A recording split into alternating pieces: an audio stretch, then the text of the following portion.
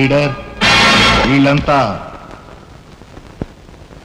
వీళ్ళందరి గురించి క్షుణ్ణంగా నాకు తెలుసు.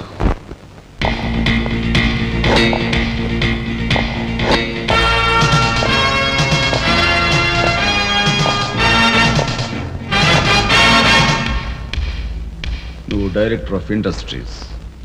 ప్రతిభ గల ఎంతో మందికి ఉద్యోగాలు రాకుండా బంధు ప్రీతికి లంచగొండితనానికి దాసురవై అనేక మంది యువకుల బంగారు భవిష్యత్తును మంట గలుపుతున్న రాస్కెల్వి. నువ్వు ఎంప్లాయ్మెంట్ ఎక్స్చేంజ్ ఆఫీసర్. ప్రయారిటీలో ఉన్న నిరుద్యోగులకు ఏజ్ బార్ అవుతున్నా పట్టించుకోక నిన్నగాక మొన్న రిజిస్టర్ చేయించుకున్న వాళ్ళ దగ్గర లంచాలు మేసేసి అర్హత గల యువకుల జీవితాలతో ఆడుకుంటున్న స్కౌండ్రల్వి.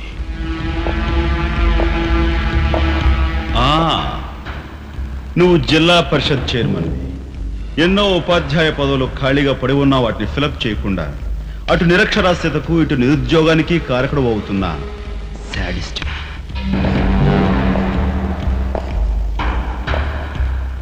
నువ్వు పోలీస్ రిక్రూటింగ్ అథారిటీ. దండిగా లంచాలు పిండేసి ఊచకాళ్ళ వాళ్ళని ఊరపొట్టగాళ్ళని సెలెక్ట్ చేసి ధైర్య సాహసాలు గల యువకుల్ని అణగదొక్కడమే కాక మొత్తం పోలీస్ వ్యవస్థని నిర్వీర్యం చేస్తున్నా రోగ్గువి. ఈనాటి ఈ సమాజంలో మాలాంటి యువకులు నిరాశ నిస్పృహలతో ఇలా తయారవడానికి కారకులెవరు? మీలాంటి చీడ పురుగులే పురుగులే పురుగులే పురుగులే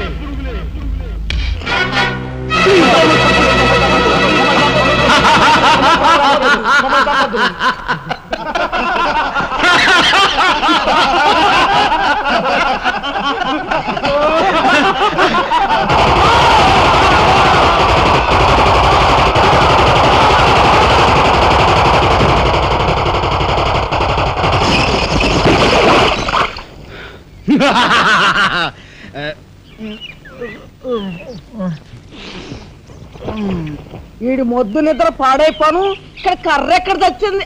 అరే ఊరుకోండి బామ్మగారు, పాపం రాజా పొద్దుపోయి ఇచ్చినట్టున్నాడు, కాసేపు పడుకోనివ్వండి. పొద్దుపై రావటం ఎందుకు, పొద్దు ఎక్కదాకా పడుకోవటం ఎందుకు? నీకు తెలవదు, నువ్వు వెళ్ళు.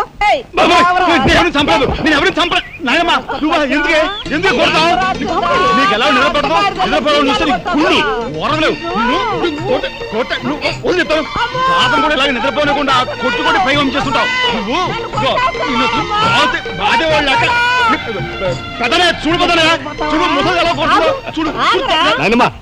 ఆగు. ఏమిటే చిన్నారితో నీకేమిటి? నువ్వు నీ పెళ్ళం ఇట్ట గారాబం చేయబట్టే ఆడు సోంబేర్లా తయారయ్యాడు. సోంబేరి గింబేట ఆగండి.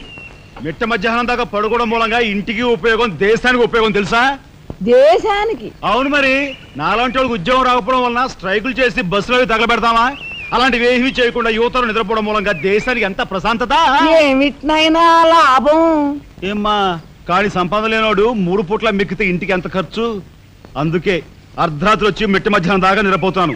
దాని మూలంగా రాత్రి భోజనం, తెల్లారి కాఫీ, టిఫిన్లు నీకు ఆదా కాదా? ఏనా ఇక పెద్దనయ్య అంటావా? వాడు మధ్య తరగతి మనిషి, బోడు బరువు బాధ్యతలు ఉంటాయి, 10 మందికి సమాధానం చెప్పుకోవాలి కాబట్టి పొద్దునే లేవాలి. ఇక సీతమ్మ లాంటి వదులంటావా? ఇంటి చాకరీ బోర్డు అంత ఉంటుంది, ఆవిడ పొద్దునే లేవాలి.